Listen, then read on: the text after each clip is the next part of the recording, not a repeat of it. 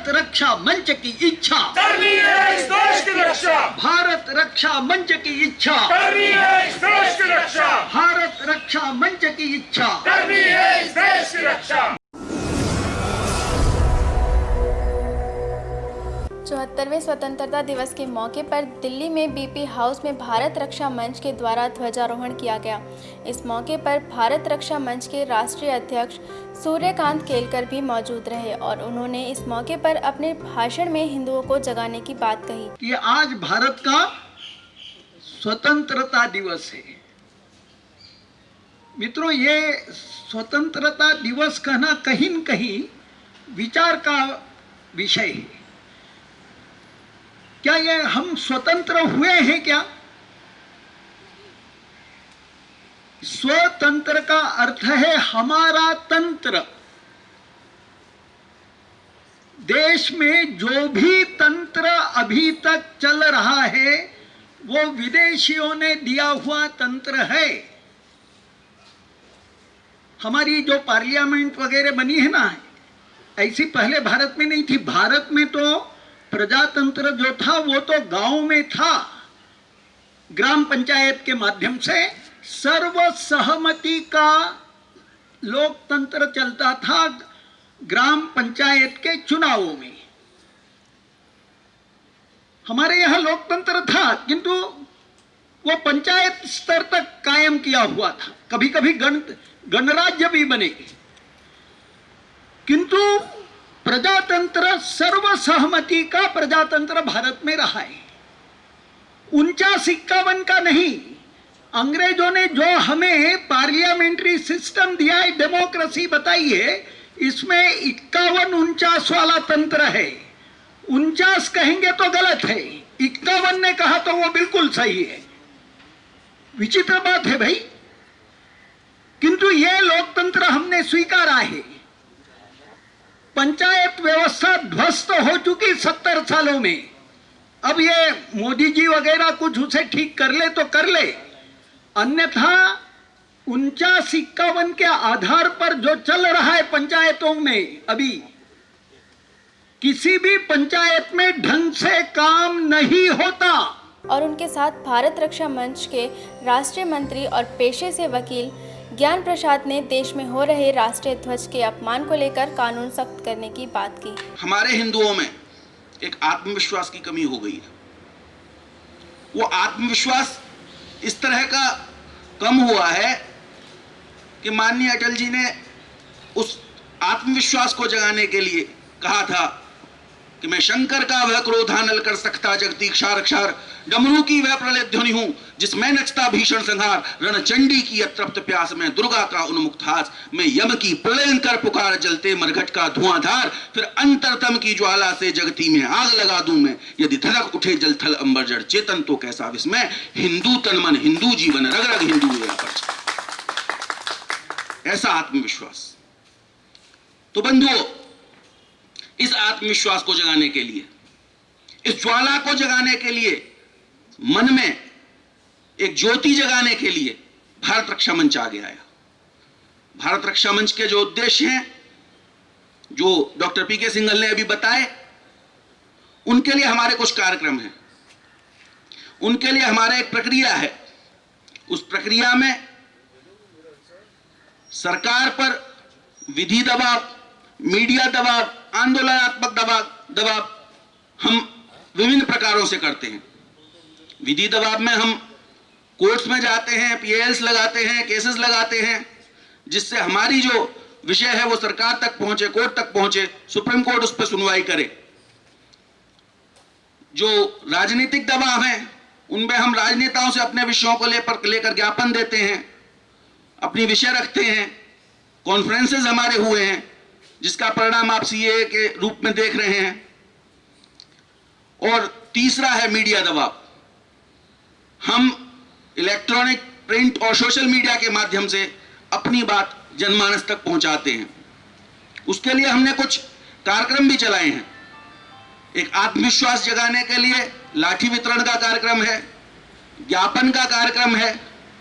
छोटे से छोटे स्तर पर और बड़े से बड़े स्तर पर हमारे ज्ञापन जाते हैं। मेरा इस मामले में ये कहना है कि ये हिंदू राष्ट्र है संवैधानिक रूप से इसे हिंदू राष्ट्र घोषित करने की आवश्यकता है और इसके लिए हिंदुओं के प्रयत्न होने चाहिए जो चालू है। और इसलिए ये कहा जा सकता है कि हिंदू राष्ट्र बहुत जल्दी इसको संवैधानिक रूप से घोषित किया जाएगा। वैसे भी मुसलमानों को अलग देश गांधी जी ने जिन्ना ने मिलकर बना दिया है, एक अलग देश पाकिस्तान के रूप में, बांग्लादेश के रूप में दे दिया है। तो वास्तव में उन्होंने और कोई यहाँ मांग करने की आवश्यकता नहीं है। ये बचा हुआ देश हिंदुओं का है, हिंदू राष्ट्र है। इसका अर्थ ये भी नहीं है कि हिंदू राष्ट्र बनने के बाद और किसी धर्म या उपासना करने वालों को यहाँ स्थान नहीं रहेगा। हिंदू हमेशा ही उदार रहा है। जब दुनिया के मुस्लिम और ईसाई देश अपनी सांप्रदायिक सोच के कारण अन्य धर्मियों पर अत्याचार कर रहे थे, उस समय भी भारत में किसी भी व्यक्ति पर धर्म के नाम पर हिंदुओं ने कभी अत्याचार नहीं किए। और इसलिए यहाँ हिंदू राष्ट्र बना तो वास्तव में किसी को भी तकलीफ नहीं होगी। समझदार मुसलमान ये मानता है कि इसे हिंदू राष्ट्र घोषित करने से यहाँ अन्य धर्मियों का रहना सुख शांति के साथ हो सकेगा। आपने ये कहा है कि कुछ पॉलिटिकल पार्टीज की सोच भिन्न है। हमारे देश में अंग्रेज़ों ने जिनको सत्ता सौंपी कांग्रेस को, ये अंग्रेज की छोटी बहन थी एक तरह से कांग्रेस, और इनको अंग्रेज़ों ने सत्ता सौंपी और उसी के साथ उनकी सोच में भी यह बात चालू रही कि यह देश सबका है। और यह सोच के कारण ही आखिर में देश का बंटवारा हो गया। तो उसी सोच को आज भी अधिकांश पॉलिटिकल पार्टीज स्वीकारे हुए हैं, क्योंकि उसमें उनको सांप्रदायिकता मुसलमानों की बढ़ाते हुए उनके वोट मिल जाते हैं। जब ये आज वास्तविकता में सांप्रदायिकता, मुस्लिम सांप्रदायिकता जो बढ़ी है स्वाधीनता के बाद भी, उसका एक बड़ा कारण ये है कि यहाँ की पॉलिटिकल पार्टियाँ स्वयं को सेक्युलर कहती हुई मुसलमानों की सांप्रदायिक सोच को भरपूर बढ़ावा दे रही है, उसका भरपूर पोषण कर रही है। इसलिए देश में मुसलमान अधिक आक्रामक, अधिक उग्र और अधिक भारत विरोधी बनता जा। राम मंदिर का आंदोलन निश्चित ही हिंदुओं ने चलाया, तो ये जीत तो हिंदुओं की है ही, इसमें कोई संदेह नहीं है। और वास्तव में भारत का जो अन्य धर्मी व्यक्ति है, जैसा मुसलमान है, मुसलमान उनका एक प्रमुख प्रचारक जाकिर नाइक, उसने भी कहा है ये कि भारत के मुसलमानों में से 95-98% मुसलमान कहीं न कहीं हिंदू से ही तो मुसलमान बना है। और मज़ेदार बात ये देख लो आप कि इंडोनेशिया में मुसलमान बन गया व्यक्ति, किंतु उसने संस्कृति नहीं बदली, वो रामकृष्ण को अपना पूर्वज मानता है। और भारत का मुसलमान, उसको यहाँ की पॉलिटिकल पार्टियों ने जिस प्रकार से आगे बढ़ाया है, उसके कारण भारत का मुसलमान ये अपने बेटे का नाम लक्ष्मण, भरत, अशोक ये नहीं रखता है। इंडोनेशिया का व्यक्ति अपना नाम सुकर्ण रखता है, सुहृत रखता है। सुकर्ण अपनी बेटी का नाम, सुकर्ण मुसलमान है, नाम सुकर्ण है इंडोनेशिया का। अपनी बेटी का नाम सरस्वती रखता है, बहू का नाम लक्ष्मी लगता है।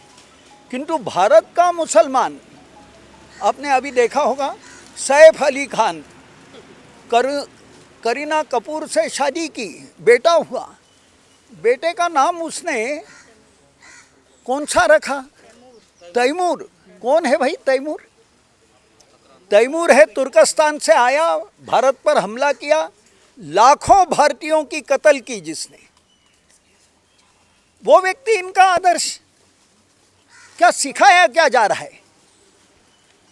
और इसलिए बहुत आवश्यक है कि इसको हिंदू राष्ट्र घोषित किया जाए, जिससे मुसलमान को भी अपना मूल ध्यान में आएगा, रूट्स ध्यान में आएंगे। भारत रक्षा मंच ने तो एक बात कही है कि भाई बौद्ध भिक्षुओं को, सिखों के गुरुद्वारे में जो जत्थेदार है उनको, हिंदुओं के पुजारियों को, इन सभी को अगर देना है, सरकार स्वयं को सेक्युलर कहती है और केवल एक धर्म विशेष के इमामों को सैलरी देगी, कौन सा न्याय है ये? ये है सांप्रदायिकता फैलाना। सोच ही सेक्युलर के नाम पर देश में मुस्लिम सांप्रदायिक सोच को बढ़ावा दिया जा रहा है। नहीं तो क्या कारण है? मुसलमानों के इमामों को सरकार पैसा देगी और बौद्ध भिक्षुओं को कौन देगा? जैन संतों को कौन देगा? हिंदू पुजारियों को कौन देगा? सिखों के जत्थेदारों को कौन देगा? इनकी कोई चिंता नहीं है। किसी एक को ही क्यों ऐसा पक्षपात? अगर करना है, भारत में सामान्यतः कोई भी हिंदू राजा रहा तो वो सभी धर्म वालों को, वो स्वयं राजा का धर्म कुछ भी हो, सभी धर्म के लोगों को जितनी मदद करनी है करता था। ये तो बड़ी गड़बड़ हो गई है। भारत स्वाधीन होने के बाद यहाँ पहले राजा लोग थे, आधा भारत राजाओं के अधीन था, 565 रियासतें थी। सब जानते हैं कि वल्लभ भाई पटेल ने उनका विलीनीकरण किया। ये 565 रियासतों में एक ये भी जो बोला जाता है कि मुसलमानों के हाथ से भारत अंग्रेजों ने लिया, बिल्कुल गलत। मुसलमानों को तो हराकर हिंदुओं के हाथ में भारत आ चुका था। 565 रियासतों में मुश्किल से 4 रियासतें मुसलमानी है, और जिन्होंने भारत में विलीन होने से मना किया, भोपाल रियासत, भोपाल के नवाब ने मना किया, जूनागढ़ के नवाब ने मना किया, त्रावणकोर उसमें नहीं है, त्रावणकोर शामिल हो गया था, मना किया। हैदराबाद ने मना किया, यानी नेहरू जी ने हाथ में लिया, कश्मीर का मामला बना। किंतु वल्लभ भाई पटेल ने सबका इसमें विलीनीकरण किया। तो ये जो है यहाँ आपका प्रश्न क्या है? ये हाँ देश में भी इस तरीके का कानून हाँ, लागू होना चाहिए। इसलिए अगर करना है तो सबके लिए करना चाहिए। और ख़ास करके हाँ, इन्होंने जो कहा कि वो हेमंत विश्वकर्मा ने आसाम में जो व्यवस्था की है, क्यों किसी एक ही धर्म के लोगों की बातें पढ़ा, और वो भी विदेशी। उर्दू तो भारत में पैदा हुई भाषा है, अरबी भाषा भारत की नहीं है, वो पढ़ाई जाएगी मदरसों में, ये नहीं होना चाहिए। और जो विश्वकर्मा ने किया है, हेमंत ने, वो बिल्कुल ठीक है, वो सभी जगह लागू होना चाहिए। देखिए, सबसे पहले तो आपको स्वाधीनता दिवस की हार्दिक शुभकामनाएं। जो भारत रक्षा मंच है, इसका जो स्थापना हुई वो 27 जून 2010 को हुई, और इसका मूल मंत्र है मुखर हिंदू प्रखर राष्ट्र। इस मूल मंत्र में जो है आपको इसकी स्पष्टता नज़र आ जाएगी, जिसमें हम हमेशा क्या कहते हैं, समाज को, जो हिंदू समाज है उसको स्वाभिमान को जगाते हैं, और उसके एक भारत को एक हिंदू राष्ट्र घोषित कराने के दिशा में हम कार्यरत रहते हैं। देखिए, राष्ट्र ध्वज और राष्ट्र के जितने भी प्रतीक हैं, इनका निसंदेह सम्मान ही होना चाहिए, क्योंकि ये राष्ट्र के चिन्ह हैं, और सिर्फ चिन्ह नहीं है, ये राष्ट्र की जीती जागती एक चेतना का प्रतीक है। तो ऐसी स्थिति में अगर मान लीजिएगा लोग, क्योंकि जागरूकता लोगों में नहीं है, जो विषय घूम के वहीं पे आता है, वो इसको एक साधारण झंडा मान लेते हैं। ये साधारण झंडा नहीं है, ये एक राष्ट्र का प्रतीक चिन्ह है। राष्ट्र के जितने भी प्रतीक चिन्ह हैं, और इसमें जो है कानून से संबंधित भी इस पर बाकायदा लॉ है कि जितने भी राष्ट्र से संबंधित प्रतीक चिन्ह हैं उनका आप निरादर नहीं कर सकते, उनको आपको एक जो सम्मान है वो देना ही पड़ेगा। इसका फ्लैग कोड भी है, कैसे इसको फहराना है, कैसे इसको किस समय उतारना है, वो सारा इसका क्या कहते हैं तरीका दिया हुआ है, और उसका एक वायलेट करना उस लॉ को, वो भी एक गलत चीज़ है। देखिए, हम इस पे दो तरह की हम सरकार से अपेक्षा करते हैं, और सरकार से क्या, आम आदमी से भी हम एक संगठन की तरफ से एक आग्रह करेंगे कि देखिए, एक तो इसका कानून थोड़ा सा सख्ती से लागू किया जाए, कानून है लेकिन सख्ती से लागू नहीं किया जाता।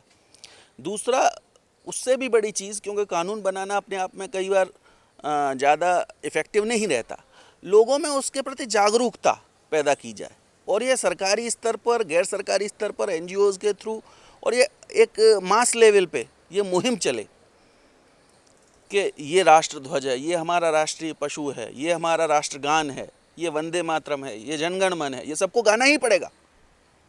कोई इसमें ये नहीं कह सकता कि मेरा इस्लाम खतरे में आता है, इससे खतरे में आए तो जाओ भाई,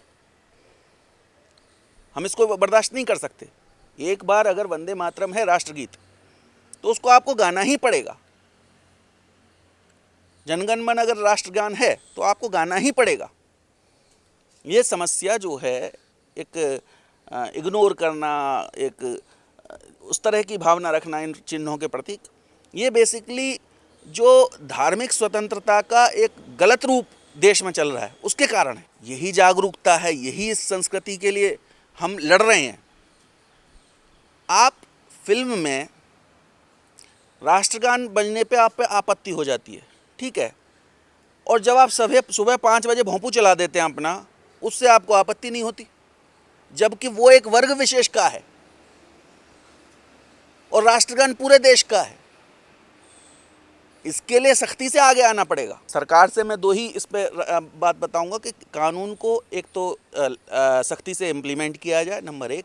दूसरा, इसमें मास लेवल पे जागरूकता लोगों में फैलाई जाए कि मोर हमारा राष्ट्रीय पक्षी है, शेर हमारा राष्ट्रीय पशु है, राष्ट्रगीत ये है वंदे मातरम, राष्ट्रगान जय जनगण, ये सब इनको आपको आदर देना ही पड़ेगा।